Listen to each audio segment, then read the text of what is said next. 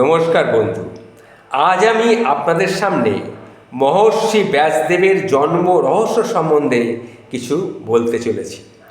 কিভাবে মহর্ষি ব্যাসদেব এই পৃথিবীতে আবির্ভাব হয়েছিল তার সেই সম্বন্ধে। একদিন পরাশর মুনি যমুনা নদী পার হওয়ার জন্য নৌকায় উঠেছিলেন। তখন সত্যবতী নামের এক মাঝি কন্যা নৌকা বাইছিলেন। ওই মেয়েটির গা থেকে মাছের গন্ধ বেরোচ্ছিল, কিন্তু তার রূপ যৌবন দেখে পরাশর মুনির মনে কাম বাসনা জাগ্রত হলো।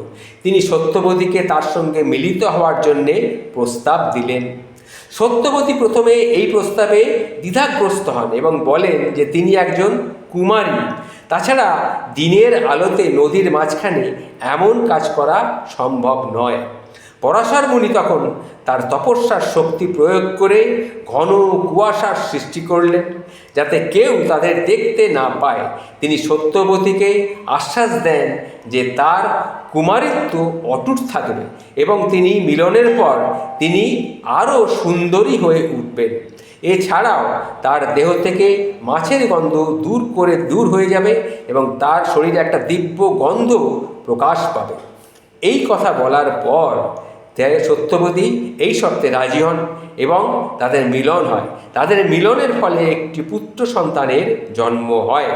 শিশুটির জন্ম যমুনা নদীর তীরে একটি দ্বীপে হয়েছিল, তাই তার নাম রাখা হয় দ্বৈপায়ন, মানে দ্বীপে জন্মগ্রহণকারী। তার গায়ের রং ছিল গাঢ়, যার কারণে তাকে বলা হতো কৃষ্ণ দ্বৈপায়ন। ইনিই হলেন মহাভারতের রচয়িতা মহর্ষি ব্যাসদেব। প্রণাম মহর্ষি ব্যাসদেব, প্রণাম।